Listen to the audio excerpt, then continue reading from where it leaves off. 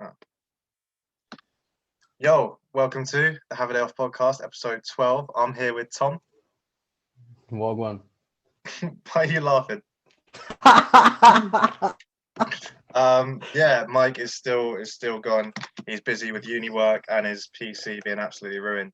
Don't know what he's done to it. You got a lot to explain, Mike. But you know, Facts. we're here. We're here at episode 12. Tom, how have you been? I've been alright, man. I've been good. It's nice to see. It's nice to see your pretty little face. Yeah, It's man. nice. It's nice to see it, man.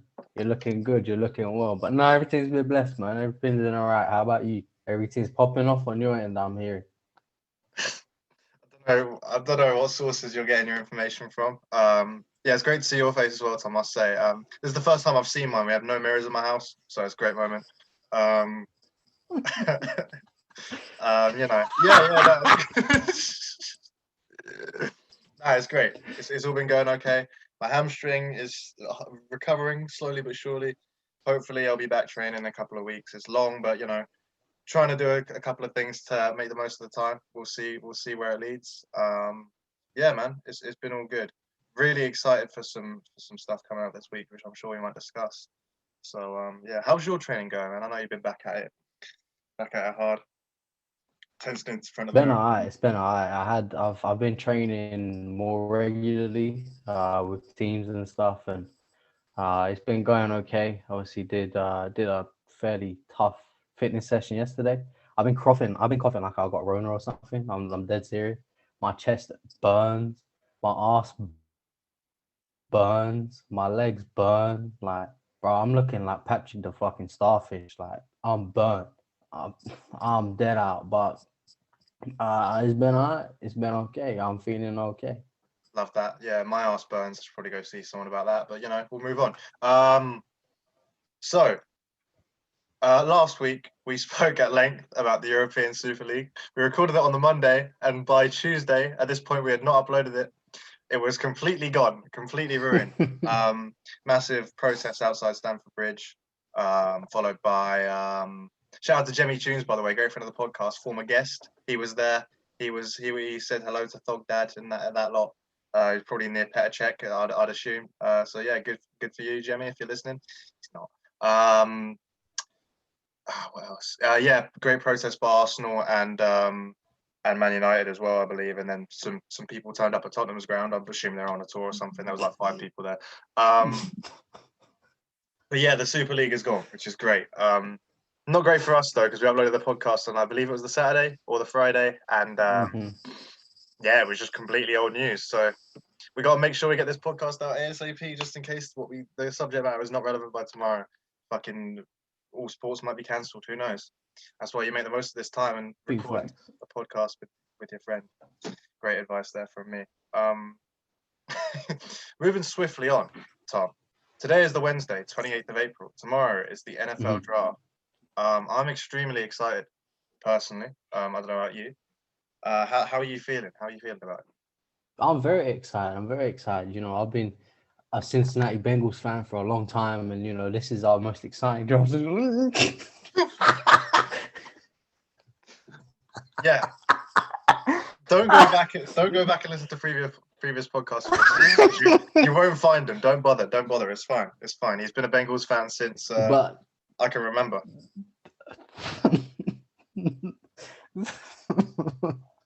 But yeah, you know, I'm excited for all aspects, like genuinely. It actually looks like, you know, it looks like a good draft class. It looks promising. You know, and it looks interesting to see that what teams will actually do. You know, is Kyle Shanahan really a fucking idiot? You know, will the Giants take another sexy receiver? You know, will the Bengals actually take someone to protect Joe Burrow, or is he just going to turn into Ledley King? You know, we're going to find these things out. It's very exciting. Ledley King, that's a throwback right there, man. Damn, man. Hope his knees are all right. You know what? You know we've been throwing it back all week. That's moving on. Not with my hamstring, mate. Yeah, no, I'm excited. I'm excited for sure. I mean, I think we should start with I don't know why you're making little clandestine little looks at the camera there. I see you. we should start with the quarterback. We touched on it last week. The quarterbacks. There's still this talk that Mac Jones is going to go at 3 to the 49ers. And listen, Mac Jones might be a really good quarterback. He's solid. He's got, a high floor, I'd say. He can come in and maybe start and maybe just be a game manager at that level, which listen, to a certain extent you might understand because the 49ers don't want to take any risks. But they're the two main quarterbacks they're considering are Trey Lance, who is a completely different type of prospect, mainly because I think, even though I really think he's going to be amazing, I mean, he could turn out to be the best quarterback in the class, as all of my top four could. They're all so talented. But he's not necessarily a day one starter. Or maybe he will be, but he's raw. But they're not considering Justin Fields at all, apparently, for the position, who is apparently now he's falling down mock drafts. I don't know if this is based on anything. I mean, listen, there's a history of a certain demographic of quarterback falling down mock drafts just before the draft, and it's shit. It happens way too much. I mean, it happened to Lamar Jackson. He ended up going 32. I saw a mock with I think he went at like Justin Fields going 32nd to the Bucks, and I was like, that's just not going to happen. Which is a shame, man, because it's always one person who's plugged in to start it off, and then all of a sudden, everyone else will go with it, and then next thing you know, word gets around. There's just like whispers, and then all it takes is one person. Because if you can't blame someone for putting him lower in a mock draft because if that's just what they've heard. But then who is the first person to start that chain? You know what I mean? It's just like it's a vicious cycle. And for me, he's arguably QB2 in this draft. I mean, he's so good. It's between him and Zach Wilson at QB2 for me. I mean, he's got it all. He's much more NFL ready than most people. I mean, him and Trevor Lawrence are the most NFL ready quarterbacks in my opinion. And he's got a high ceiling. I mean, you look at his stats at Ohio State. He won the national championship. I mean, I don't understand quite why he's falling and why Mac Jones would be. And listen, I'm not plugged into the pre-draft process or anything like that. I'm just a guy who likes, weird shaped balls. But it doesn't make much sense to me. I don't know about you. No, I agree. I mean, I can't remember what the report said. I remember I read it a while back about Justin Fields, and it said something about I can't remember. He was epileptic or something. Right, yeah. And I think, I mean, ever since then, the 49ers have, not really been interested in him. But whenever he's taken his medication, he's been perfectly fine. Had no He's not had any problems in his problems, college career, dominating. literally. But all of a sudden, oh, this motherfucker epileptic. Yeah, no, I can't play. Yeah, He's can't a play. bona fide scrub like Kwame Brown. That don't make no motherfucking sense. Don't make no sense. Like, but yeah, man. I mean, I feel bad. I feel bad for him, but at the same time, I think the further he drops, the better situation he'll go into. And obviously, that's that's great for him. That's perfect. He may not be picking up that big bag straight away, but he finna be picking up that bag later into his career, and I'm sure he will. Yeah, no, absolutely. I mean, you've seen it with quarterbacks like, for example, and listen, I'm not going to talk about the talent of the two quarterbacks, but Sam Darnold went very early, whereas Lamar Jackson went very late. And listen, whatever you think of Sam Darnold, I think he was bad from the start. But Lamar Jackson went to a better situation, a better coaching staff, someone who put him in a position to succeed. 2 years later, he's the MVP, and he's still like a top 10 quarterback for me. So I'd love to see those guys fall. And my favorite quarterback in the class, Zach Wilson, is going to go at 2 to the Jets, and I'm really concerned because that's a bad situation to be in. But I think he's going to go number 2 anyway. I'm pretty sure, but we don't know yet. But yeah, it's a shame. I mean, Mac Jones. Listen, I don't want to seem like I'm just ragging on a young quarterback because it's not fair. But what I will say is, there's been talks about him with like DUIs and stuff like that. But all I hear is, oh, great leader, great character, blah, blah, blah. And I'm just wondering what the difference is. I don't quite understand what the difference is between, like, I don't know if anyone could tell me. When they say great character, do you mean tall and white? Because that's what, Yeah. NFL ready. Does that also mean, they said NFL ready about Daniel Jones. That guy hasn't been NFL ready for 2 years. I want him to be, as a Giants fan, but he's not. Maybe he'll be NFL ready this year. Let's hope so. But it's just, I don't understand it at all. I think Justin Fields would be the much better pick, as would Trey Lance. But listen, if he goes there, best of luck to him. But it just doesn't make any sense to me personally. I think he's QB5 by a long distance. Yeah, I agree. I 100% agree. It's like, I guess it's somewhat similar to the Eric Bieniemy thing where he got in, he's had some shit going on 20, 25 years ago. And that was the reason why he's not getting head coaching roles. I mean, we could all bang on, all day about how undiversified the coaching and like I guess key off field roles are in the NFL. But I mean, it's an old boys club, and I guess it is what it is. They keep doing this shit year and year again, and yeah, it's a shame. Unfortunately, the problem lies, and this is to an extent in the NBA as well. I mean, it's getting further away from that, luckily, but it's a league owned by old white men, and that's like Mhm. that's what's gonna that's where the pattern comes from, unfortunately. And people will try and say, "Oh, you're playing the race card, blah blah blah," but this is a constant pattern, and there's more serious stuff that happens. So you can't just the subtle things are just important because it's going to affect a guy's career. Ultimately, if a guy like Justin Fields does fall, for example, to the New England Patriots or even the Denver Broncos, maybe that's going to be great for him because he's going to get put in a better situation. So I'd love to see it. And listen, this is all pre-draft stuff. There's no guarantee that any of these quarterbacks succeed or don't succeed. It's very rare that the top 5 quarterbacks will go on to be great players. So listen, there could be some busts, there could be some whatever. But based on all the pre-draft stuff, the tape, everything that goes with them, there's no reason why Matt Jones. I can't think of one single reason why Matt Jones should go ahead of Justin Fields or Trey Lance. With that said, good luck to him and good luck to the 49ers. I reckon we should do. We have a bit more stuff to discuss in the NFL draft because I know there's a guy you really like who's a bit of a sleeper pick, and there's someone I like as well. We can talk about that. We should do a little mock draft, if you will. Maybe just a little 1 to 16. I don't know why I'm saying maybe because we've planned this before, but maybe 1 to 16. We'll do alternating. So I pick 8, Tom picks 8. Be a little fun thing. Maybe a bit ironic because maybe Justin Fields will fall after what I've just said. So maybe I'm part of the problem. Who knows? We don't know yet. It's a mock draft. Let's find out. So I've got the draft order up here. Very professional, me looking at my phone here. That's how we do it. So what do we say? You're doing odd numbers, right? Yeah, yeah. Okay, so number 1, Jacksonville Jaguars. You're on the clock. Tough one. I really like Garner Minshew, so I think we're gonna roll with him. Nah, nah. They'd be silly not to pick Trevor Lawrence. Yeah. I guess the odds don't exactly flatter anyone else getting picked there. He's gonna go to Jacksonville, and he's known that for a long fucking time. So Yeah, no, for sure. I mean, that's been. Yeah, it doesn't even feel like. I feel like the NFL draft starts at pick 3 and maybe even pick 4 if the reports are true. Which is kind of weird. It's not been like that for a long time.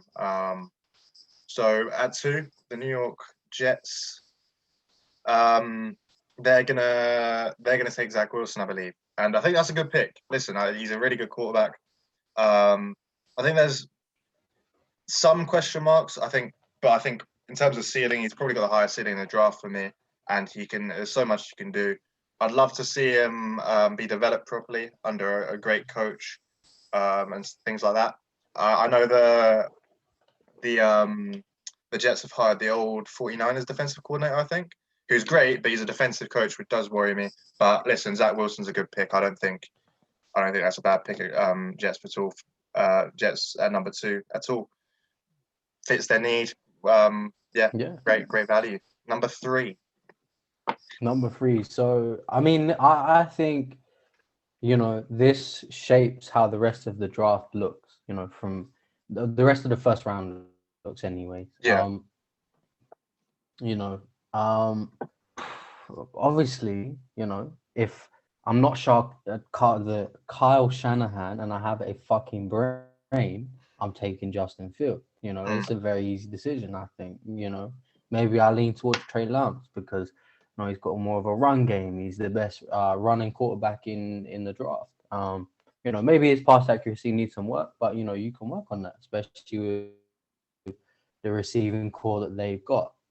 Um, saying that, you know, I mean, his decision making is terrible, and I think they'll take Mac Jones. Yeah, I think it's going to happen. I mean, like you have to pay attention to these reports. I remember when the Cardinals were going to take Kyler Murray, and all the reports were saying that for ages. And until the draft, you don't really believe it because they're just taking a quarterback the year before. It seems like it's going to happen, man. It's not really. There's no reason for it to be a smokescreen because no one's going to be like, oh, I need to trade ahead of the. Like no one really wants Mac Jones that badly apart from the Niners, I think. Which is kind of weird, but I think that would be the pick as well. For Atlanta Falcons is a very interesting one because do they go and replace Matt Ryan? All the reports have been that they're probably not going to do that. I personally, if Justin Fields is on the board here, I would strongly consider taking him, or even a trade Lance if you want to develop him. Because developing a quarterback behind Matt Ryan for that 1 year, then you can get rid of Matt Ryan, not lose too much, won't hit your cap too badly. And then you've got a quarterback on a rookie contract with Julio Jones, Calvin Ridley. I mean, that would be incredible. However, they are good enough to sort of not do that and get away with it and still be competitive. With a new coach, you could argue they need defensive players, but I don't think there's a defensive player that really fits this range. Maybe there's a trade, but for the sake of the thing, I'm not going to do a trade at this point. I think they take the arguably the best skill position player in the draft, maybe even the second best player overall, Kyle Pitts. I mean, damn, that guy's good. I watched some tape on him the other day. It's crazy. He has the potential to come in like to the draft, come into the league early and be like a top 5, top 3 tight end. It's mental how good he is. No guarantees, obviously, he's just a prospect, but it's in terms of positional value, you can't really put it on a guy like that because he's just so good. So yeah, I think that's where they lean. It's a good pick. A very good pick. A very good pick. I think I mean, if you have a receiving like you got Julio, you got Calvin Ridley, I mean even Russell Gage to an extent, Yeah. And then you add Kyle Pitts to that, you're kind of like, damn, like offensively they're they're like a very nice team. Defensively, I mean, yeah, they still stink a dog shit, but there's another 6 rounds of the draft. You have to think, maybe they can pull some strings. Yeah, I don't think you can pass up on that at that point. Trading down is an option, but if they stay there, I think that's the pick.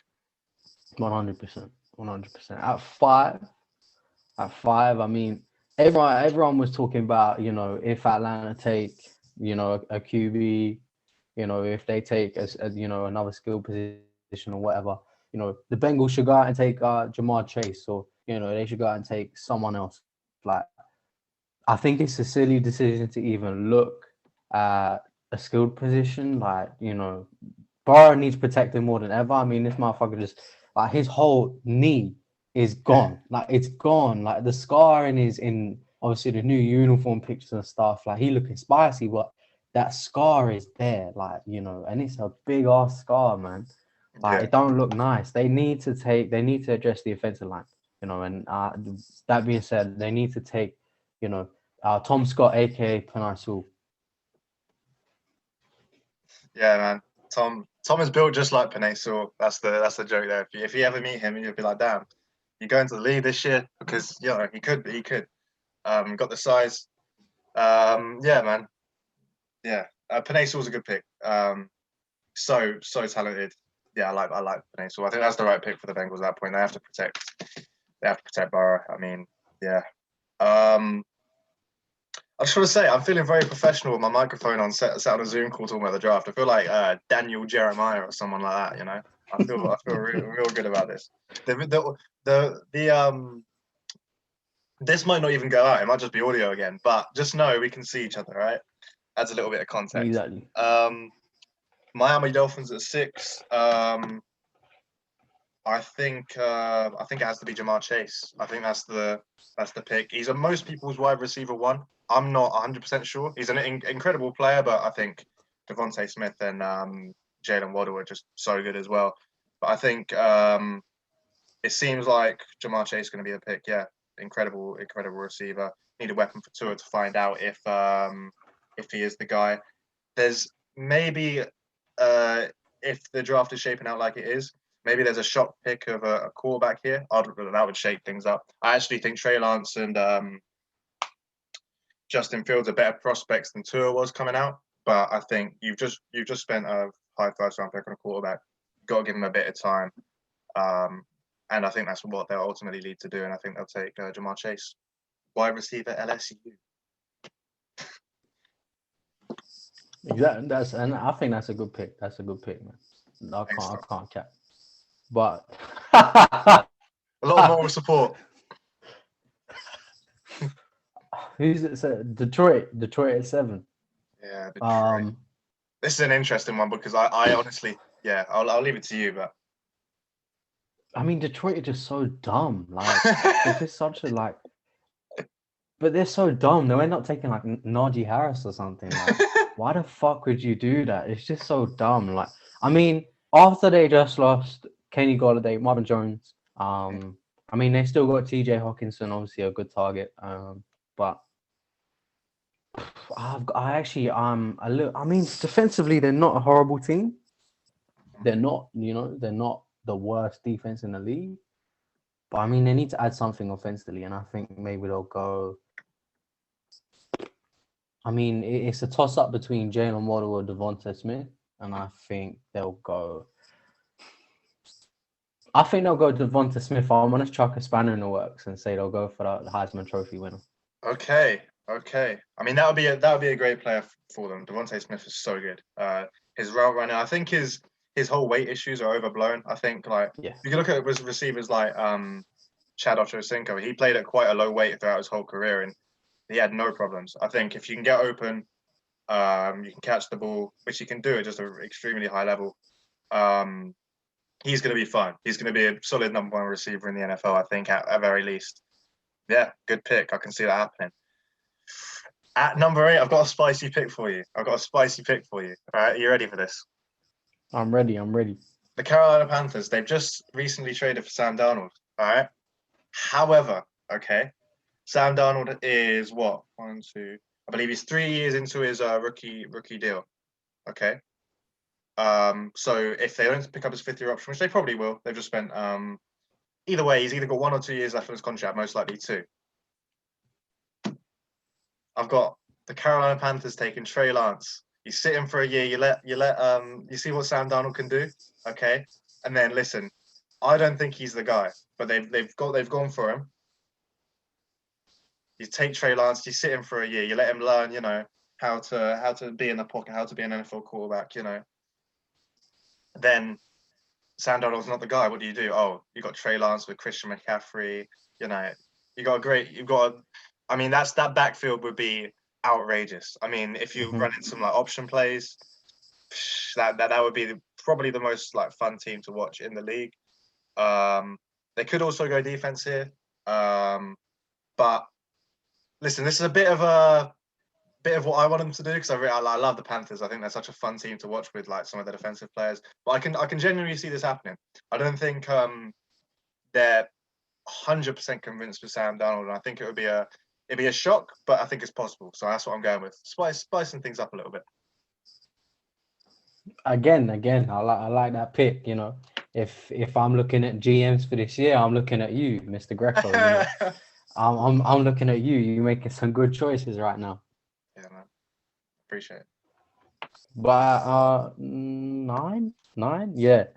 9. So right. So I think that your judgment last week of 5 QBs going in the top 10 is legit. I think that I really want him to go to New England, if I'm honest. Yeah.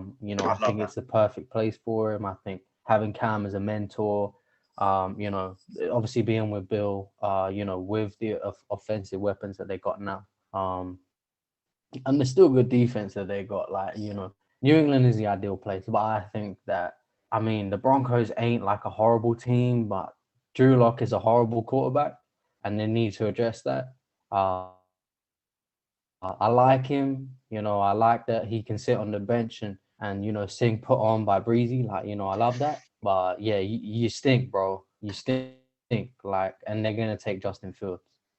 Yeah, yeah. No, that's. I mean, they're loving it at that position because Justin Fields is falling right in their laps. They haven't had to trade up. I like. I like Drew Lock. He seems like a great guy. I don't think he's going to be a great quarterback in the NFL, unfortunately. Um, I was high on him coming out, but it just hasn't really worked out for him. The Broncos aren't great at developing quarterbacks, but I think with we're going to talk about him, Justin Fields at that position, you can't go wrong. I think it's good. It's a good system. He's got a great defense behind him, so he's going to have opportunities to develop. Um, yeah, that's perfect. Perfect for both sides, I believe. No brainer. Number 10, the Dallas Cowboys. I mean, I do not like the Cowboys. In fact, I dislike them a huge amount.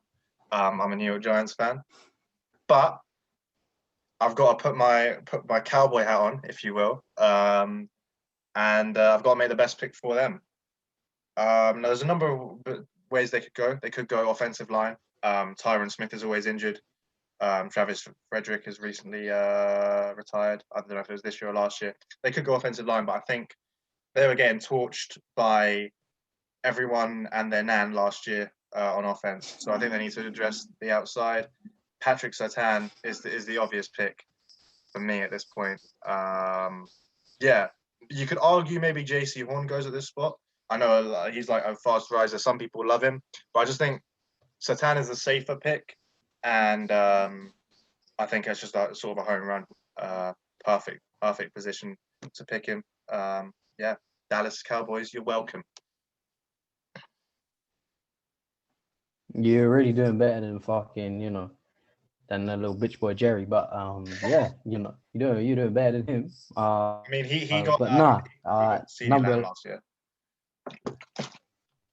Oh, okay, yeah, shit. He done good with that little bitch. Um, but at number 11, we have a very special team to this pod. It may be a little strategic how this one is set up, but This I is a think they're one of the big winners in this off season. No, go on. I think this is a very realistic. I think I'll let you speak and then I'll respond to you depending on what you're going to do. I don't know what you're going to do. All right. So, I mean, there's a couple ways that the Giants could go. Like, and I think it's almost certain they're gonna take a wide out. I think it's almost certain. Maybe they go and take another position. Going into the draft, I kind of did want them to, get rid of Daniel Jones. I guess, that would really make their team kind of transform and go forward. But I think, them taking Jalen Waddle, I mean, God damn, that's spicy as hell. Don't. I would. I would love it. I'd love it. That would be probably my first choice. I know you could say, well, maybe it's been a bit strategic. I think it's realistic that at 11, either Devontae Smith or Jalen Waddle are there. And those would probably be my top two guys. Listen, I think they're like both of them are arguably top 10 players on the board. The receiver class is so good. If you have Kenny Golladay, um, Darius Slayton, they're both great receivers, but the problem is neither of them can really separate. If you put a guy like, for example, Jalen Waddle in the slot with just how quick he is, how good he is a route runner, and he's not just like a gadget type player, like a speed player. He's a great receiver. If you put him in the slot, like he's going to go absolutely off. Even with Daniel Jones throwing in wobblers all game, that's going to be an incredible receiving call. That would probably be my pick. They could go a number of directions, but I'll be very happy with that if that happened. But I'm not going to talk about the Giants forever.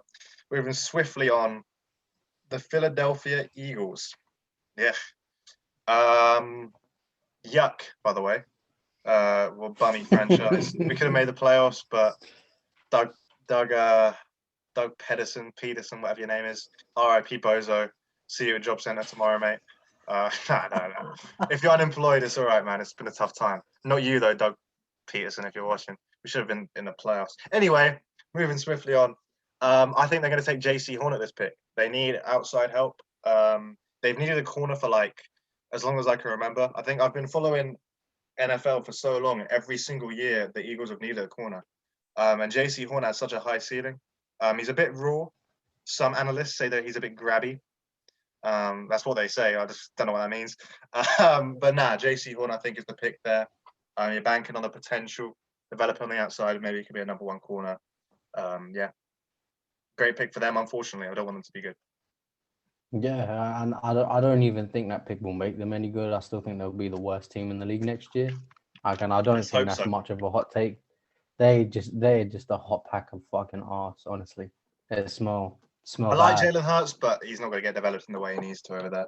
Maybe their new coach is good, No, but and yeah, but I mean the way that they're kind of speaking about him as well, like, as a guy being in one of those situations, you sit there and you're just like, bro, I'm really not fucking wanted. Like, this is dog shit. I think they're a sleeper to trade up and get a quarterback. Yeah. Yeah. It's tough.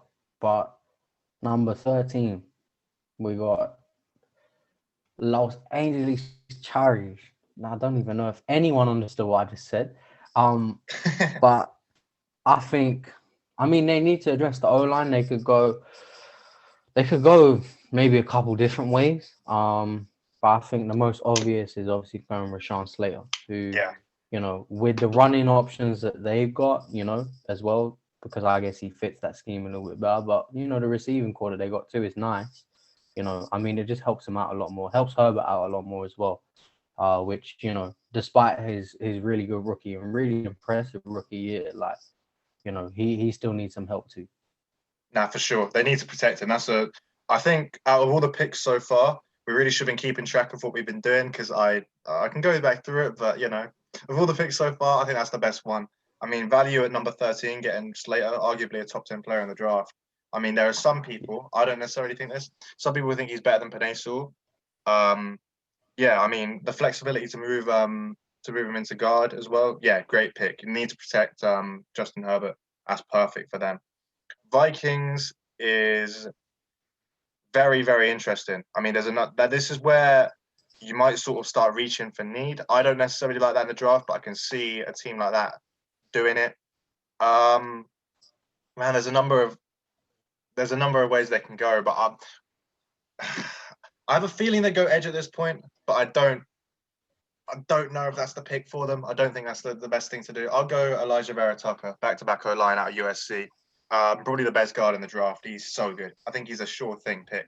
I wouldn't be mad if the Giants were to trade down and take him, or even take him at 11. I think it would be I don't even think it would be that much of a reach, depending on who's on the board. Yeah, he's a really good player. And they've, again, one of those teams that just always needs O-line.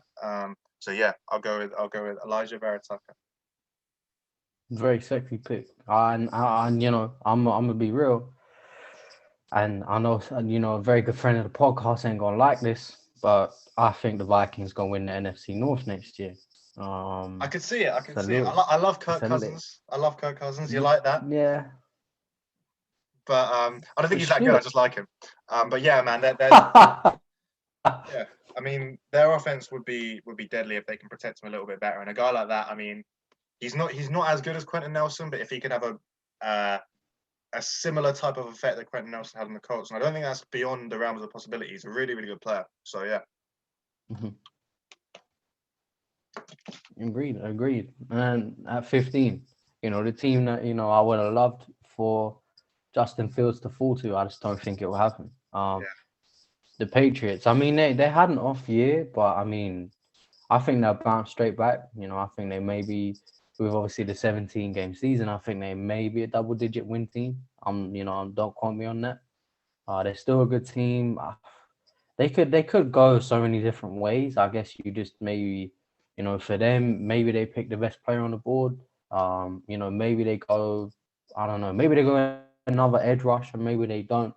It's a little bit of a bizarre pick. I'd love for them to go.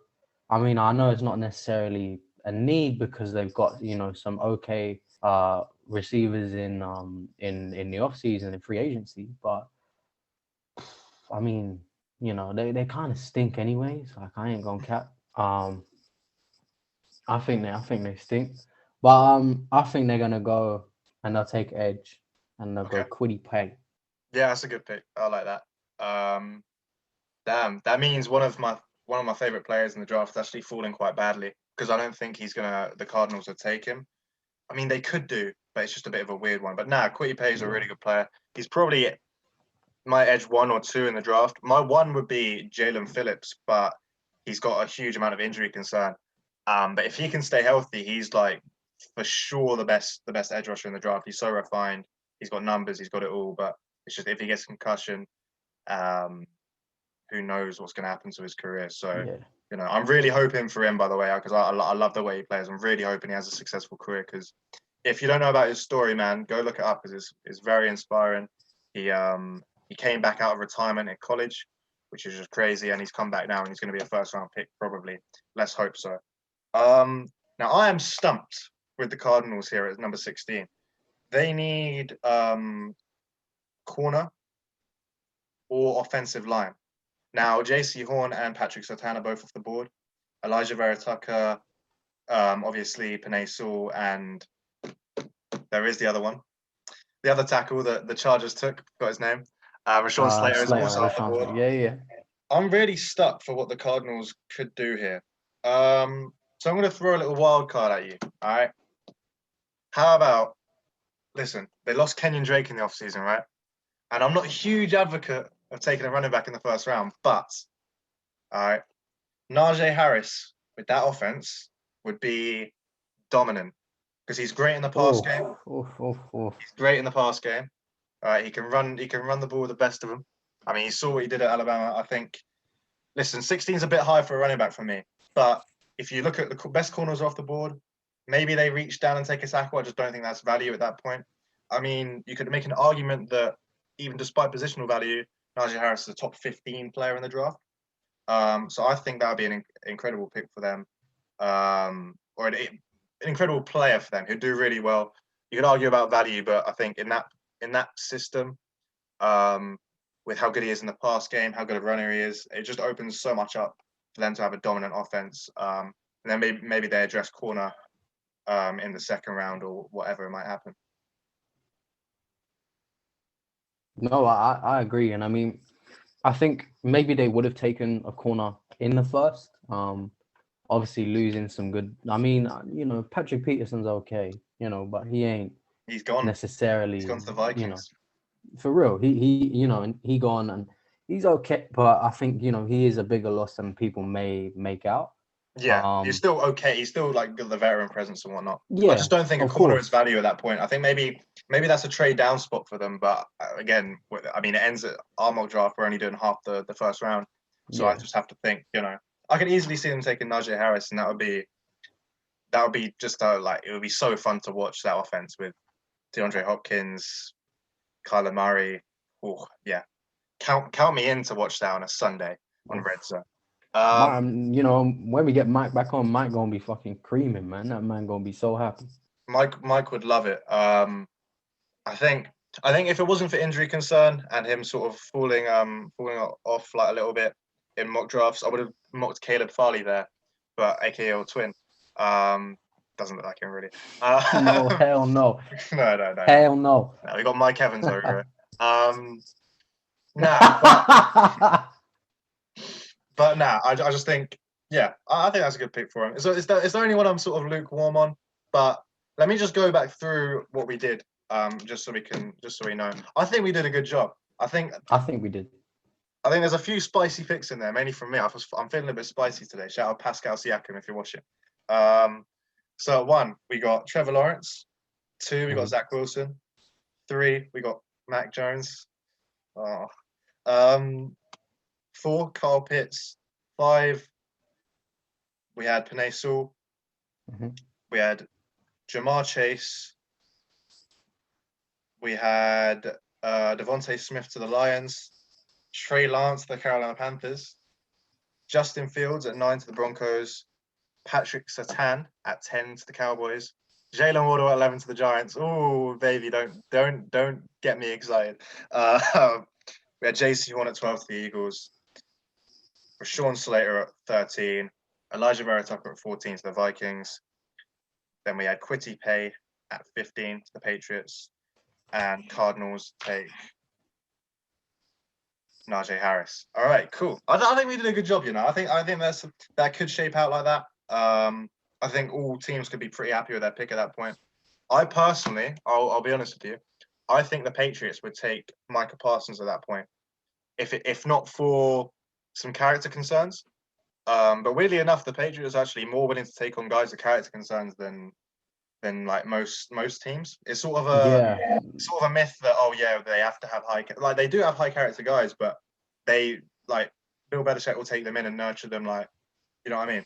So I could see that happen. I think and I think in most cases Belichick is quite well known for not really wanting a lot of choir boys. He doesn't mind the guys who are, I guess, diamonds in the rough, or got jaded edges and stuff like that.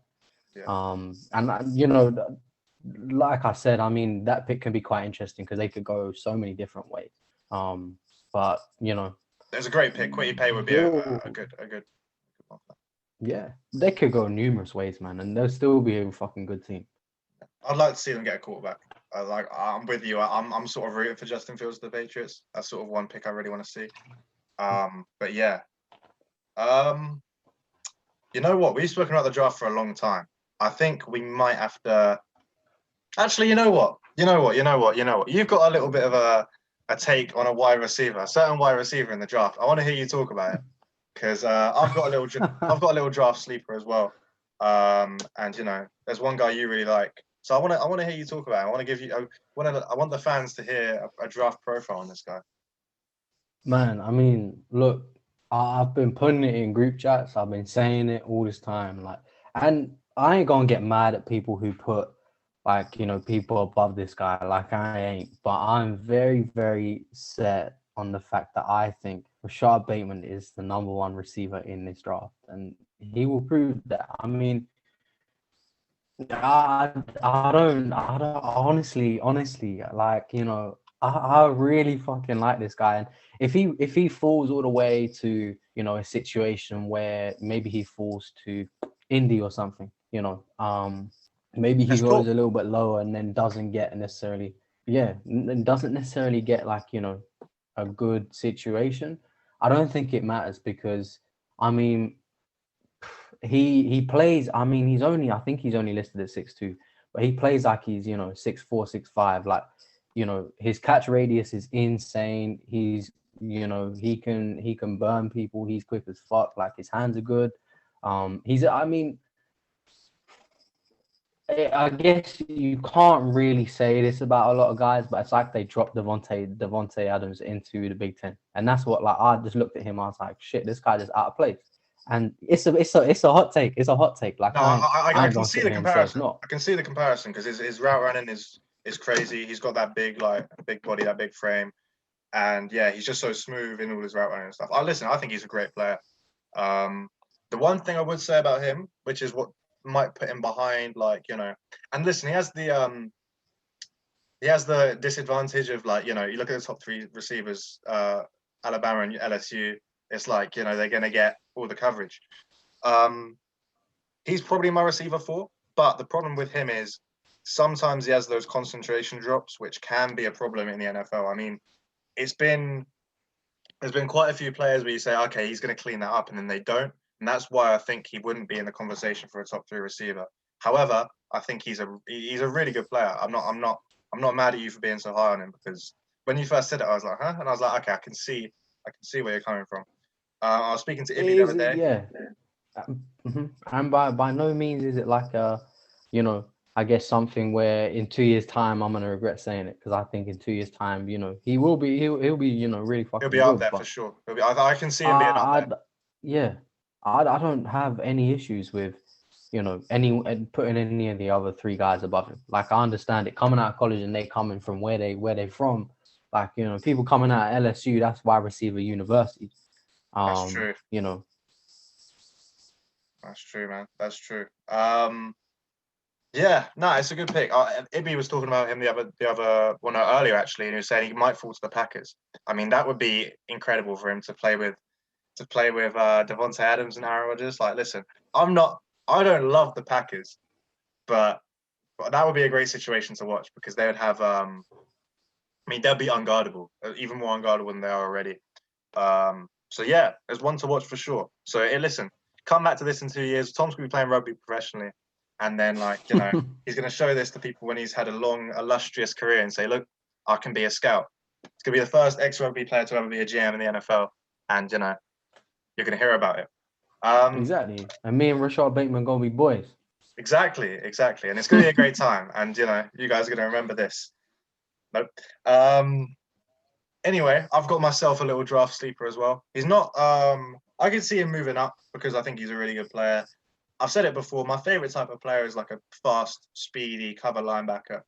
Um, I actually think this guy is the best linebacker in the class. I think he's better than Micah Parsons as an overall well-rounded player. I think Micah Parsons is so athletic that he can fill gaps quickly, but he doesn't really have the instincts. He doesn't really cover in zone coverage. He's so good and so quick and so strong that he can man up somebody. If you man him up on a tight end, he can lock them up, but he doesn't really know how to cover zone properly. He's not really a middle linebacker yet. Jamin Davis, however, he does it all. Okay, he's quick, fills lane, sideline to sideline. He can cover off the ball linebacker. He's exactly what you want for a middle linebacker in any system. I could see him moving up to the early teens in this draft. For me, he's the first round type player. He's so good. I love him. Maybe I'm a bit biased because he's my favorite type of player. But if you look at a guy like Patrick Queen last year, I know he didn't have the best of years, but people were very high on him coming out. I actually think Jamin Davis might be a bit better than Patrick Queen, and that's saying quite a lot considering how high he was. I think he's gonna be unreal. In zone coverage, he's he reminds me a little bit. He's not as quick and as athletic as this guy, but Devin White coming out had similar traits to him. And yeah, I love Jamin Davis. I'd love to see him. I really wouldn't be opposed to the Giants trading down and taking this guy. I think at 11 it's just too early because he's not going to go at around that spot. But yeah, for me. Watch out for him because he's going to be a great player in the NFL. I said about Devin White even when people said he was raw and stuff like that. He's I love him. I love a linebacker. Me, I love one. You the linebacker whisperer. I mean, Devin White. We all seen how that one's panned out, especially. It wasn't a hot take. He was a great player, but yeah, I love a guy like that, and he just seems like he's so NFL ready as well. I can see him coming in and being just one of the best defensive players, whereas Michael Parsons is a bit more developmental, even though maybe you say his ceiling's higher. I love both of them, but I'm just saying he's a bit of a sleeper for me. So yeah, man. We've spoken about the draft for a long time, but it is tomorrow, so I've got to make sure I get this out before tomorrow, because damn. But nah, I think we had a good chat. I hope people agree with the mock draft. If not, hit us up on socials. Tell us what you would have done differently. Should we talk about a little bit of football? I think NBA we covered enough. Even though I'd love to talk about the Knicks, I think we covered enough last week. I reckon we should just touch on sort of what's been going on in the Premier League. I mean, the Premier League's pretty much over. That's the problem. That's what's really annoying. Man City have won it. The top four race is top four. Like, to me, there's no jeopardy in top four. I don't really care about. I care about it. I want Chelsea to get top four, but do you know what I mean? Yeah. So, can we talk a little bit about the Champions League, Tom? I wanted to ask you about that because you would have been paying very, very close attention to the game that happened yesterday. I was at the gym, so I apologize. I did not catch it. But from what I heard, Chelsea dominated for early parts of the game, and then all of a sudden, Werner decided to shit the bed for about the 25th time this season, and boom, the game was 1-1. Yeah. It's a weird one. 1-1 against Real Madrid away, you wouldn't say is a bad result in a two-leg tie. With the players they have out, they've got Mendy, potentially Ramos, and I believe Valverde coming back second leg, which is that's incredible. I mean, we've got potentially Kovacic coming back second leg, which might help. But, I mean, maybe Jorginho and Kante is our best pivot anyway. I don't know. Werner has cost us so many games. And I think in in a situation like that, you live to pay for those mistakes. I mean, the guy was 5 yards out. It was a good save like Courtois, but it was straight at him. Listen, I was really happy with the performance. Kante in a big Champions League game is just so good. I mean, to be on a pitch where you're playing against Luka Modric, Casemiro, and Toni Kroos, and you're the best midfielder on the pitch. I heard people calling this guy washed, and I heard Chelsea fans saying they wanted to sell him. You lot should hang your head in shame. You lot the same people who rep Werner, by the way. Listen, we've got to have a discussion about that guy. Listen, I like Werner. He works hard. He's very likable. Okay, but he's not good. He has not been good. Okay, even when his all-round game is sort of coming together in some games, which it does. He was doing some things okay last. He was making good runs. He was linking the play. But listen, he misses far too many sitters, and that's going to be. Ultimately, I don't think we're going to get through the second leg. I think they're going to come back stronger. That was our opportunity to beat Real Madrid, and I think ultimately we've lost our opportunity to get to a Champions League final. It's not completely gone, obviously, and it's still a good result. But I think ultimately they will come back and beat us, which is a shame because the performance deserved more. Mason Mount was brilliant. I have to talk about him. Rudiger, the whole back three, Rudiger, Christensen, and Thiago Silva. I mean, I love him. I can't believe I'm saying that because of what Christensen and Rudiger were like before Thomas Tuchel. But yeah, he's done such a good job. But unfortunately, I think we're going to fall short in the second leg because we didn't take advantage. I think Real Madrid are going to wake up now.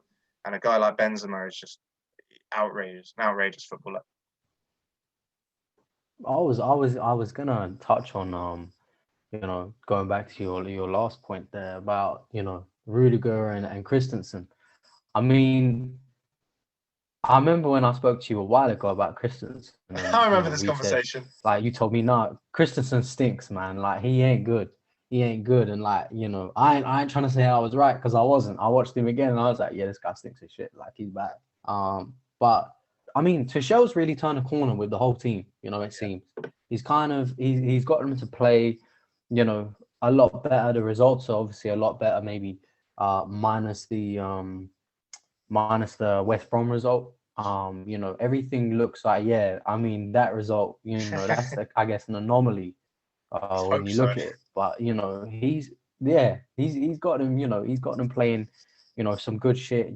I guess he's got people who weren't performing before, bar Werner, to actually perform and look pretty good.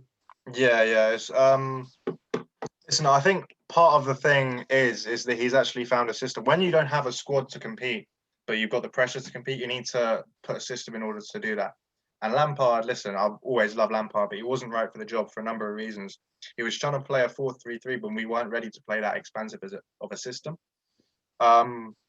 We're playing a very rigid five at the back. There is, creativity in there, but he's getting the most out of players. I mean, I don't want to put it all down to the system because Christensen and Rudiger have done a complete 180 in terms of how they've played. But when you don't 100% have faith in the defenders, you go to a five at the back and you shore up the defense, and then they have extra bloody hell. They have extra protection. They can make less mistakes and they can take more risks. And that's what Rudiger's been doing. He's been coming out and charging at people like a man possessed, and he's been brilliant. We've been really good. I don't want to see the five of that long term. I hope we sign a centre back this summer. I could see maybe Varane happening if he doesn't sign a new contract, which would be cool. Wasn't amazing yesterday, but I think he's a good centre back. And yeah, man, we've just the system is way more suited to the team now. We've got Kante in a double pivot, which is his best position. Mason Mount way close to the goal, more of a ball carrier, which he's just unreal at. And it's been exciting. I'm praying for the second leg to go our way. But listen, if we get top four and win the FA Cup, that's an unreal season. So considering where we were, it's not unreal, but considering where we were, it's really good. The game tonight, we're recording this on the Wednesday, obviously. Not ideal timing, but listen, me and Tom are busy guys. We've got to make it work when we can. We've got to get that content out. So PSG Man City, El Clasico, little pun there. That's actually a very, very good name for it. That's a very good name. I didn't come up with it. I'm not going to take credit, but yeah, It should be good. What do you see happening in tonight's game? I don't know which one's the home leg, but it doesn't really matter now. There's no fans anyway. I mean, uh, oh man. I mean, I guess looking at kind of what happened on the weekend and stuff. You know, City didn't necessarily have the easiest game or the easiest ride against Spurs in the cup final. They Right. kind of had to dig deep for that. I didn't watch all of the game again. I'm not a bum. I'm not watching Spurs in the final. It makes me fucking sick. Nah. But they didn't have the easiest game, and playing on a Wednesday, whether it's home, away, whatever. You know, I don't see City actually playing well in this tie at all. I don't think they'll get past the semis. I said that for the quarters against Dortmund. I don't think City are a knockout team. I really don't think they are, outside of, I guess their domestic competitions where they can rule the FA Cup, the League Cup, stuff like that. They can do well in those competitions. Like, outside of that, European football just isn't for them. I don't think they're a Champions League knockout team at all. They ain't like Diego Simeone said, they don't have the cojones. No cojones, eh? And they don't have it. They ain't got it in them. PSG, Mbappe, Neymar, them man, yeah, Mm. I think they're gonna kill him. Yeah, no, I mean, I'm actually with you. And I don't know who I'd rather win. Really, I don't really have a vested interest in either of these teams, so it isn't coming from a place of bias. And listen, I'll be fairly happy to be wrong because I'd like to see that a guy like Phil Foden win a Champions League at this stage in his career. Or maybe gets to the final, lose to Chelsea, who knows? But listen, I think Pochettino against Guardiola, we've seen how it's happened before. It's usually Pochettino coming out on top.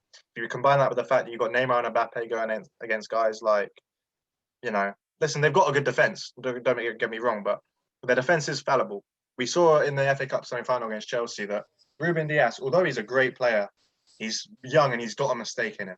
In a stage like this, I can see Neymar and Mbappe causing them huge problems. I know, hot take, two of the best players in the world causing problems. You heard it here first. But I can honestly see Guardiola overcomplicating it like he often does in a knockout competition. He'll play Joao Cancelo false nine or some shit. And I can see PSG winning it over two legs. I don't know exactly how it will go. I'm expecting something cagey tonight. I hope I'm wrong. And then I can see PSG pulling away in the second leg. So yeah, PSG Real Madrid final is what I'm thinking. I don't know about you.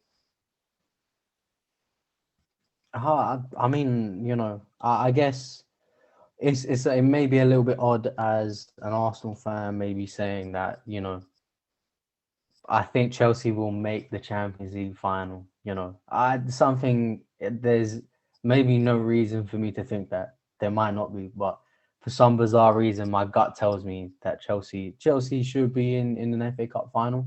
I think we've witnessed it before, and I've never been to Stamford Bridge.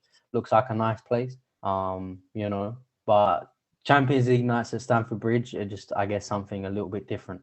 Although there's no fans and stuff, it just adds a different element. I think Chelsea might go through from that, and yeah, I would say a Chelsea PSG final.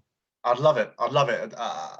Against. I'm getting you all excited. Look at you. Yeah. I love it. Now, the reason I was looking so excited is because I wish there were fans for the second leg. I mean, Champions League nights at the Bridge. I mean, they're not as famous as all Champions League nights at Anfield. Blah blah. Fuck off, yeah. Tell you what I'm talking to, but nah, man. When I went to, the most recent Champions League knockout game I went to was the PSG 2-0 with Demba Ba, the lanky man himself, getting at the back post in the 88th minute. It was absolute limbs.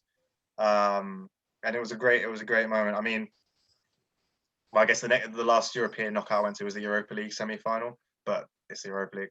But nah, man, I'd love it if there are fans there. There's not, unfortunately. It would be a great storyline, Tuchel against PSG in the final. I'd love to see it. Unfortunately, I do think Real Madrid are going to come back and beat us, though. But we'll see. We'll see what happens. I've actually got Man City's lineup here, and they're not doing anything too outrageous, but no Jesus or Aguero, and they're playing false nine. So they've gone for Ederson, Walker, Diaz, Stones, Cancelo, Rodrigo, Gundogan, Bernardo Silva, Mahrez, Foden, and De Bruyne. So I'm assuming that's either Foden, false nine, or maybe Gundogan. So it's a bit of a weird one. I don't understand why you wouldn't play Aguero in a game like this, but he has been playing less, and the false nine has been working for them. Listen, I'll reserve judgment for now, but there's always an element of Pep just doing something a bit weird in a knockout game, and it's just like, can't you just do something normal? You've got a really good team. I don't think there's any need to overcomplicate it. However, they've been playing false nine a lot more, so what do I know? Hot take: Pep Guardiola knows more about football than me. I disagree, but you know, Appreciate it. I mean, like I've just seen a stat which is, I guess, a little bit mind-boggling. You'd expect to see this in the final, but the combined like, I guess, price of both of these teams is over £1 billion. Like, I think, it's ridiculous. It's It's going to be the I same can't if believe Chelsea it. get into the final. That's the thing. So Do you yeah, think?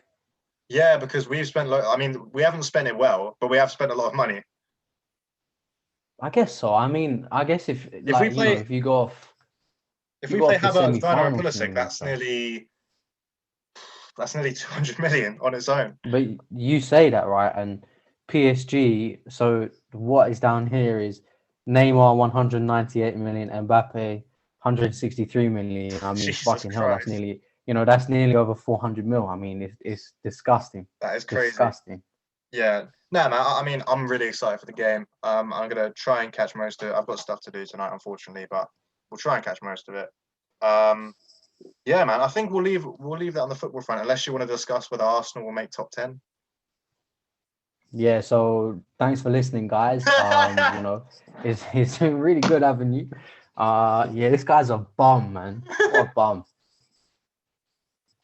That was out of pocket by me. I want to apologize. After I just said that Chelsea will make the Champions League final, you can suck my dick. I want to apologize to the fans and Tom. That was out of order. For what it's worth, I think you will. No, we fucking won't. Don't kid yourself. We'll see. Listen, it's been a great time. Mike will be back soon. Hopefully, I think he said he's got an exam on the 12th of May, so hopefully he'll be sort of back integrated by then. Until then, we're going to be rocking with us too, and I hope you guys are rocking with us too. See, I just said the same thing back That's a to good back. one. That's a good one. Yeah. Yeah. See, my mixtape's coming soon. Stay tuned for it. But now, man, it's been real. It's been fun. It hasn't been real fun. Tom, say goodbye. See you later. Thank you very much. Thank you very much. Great time. All right. Peace.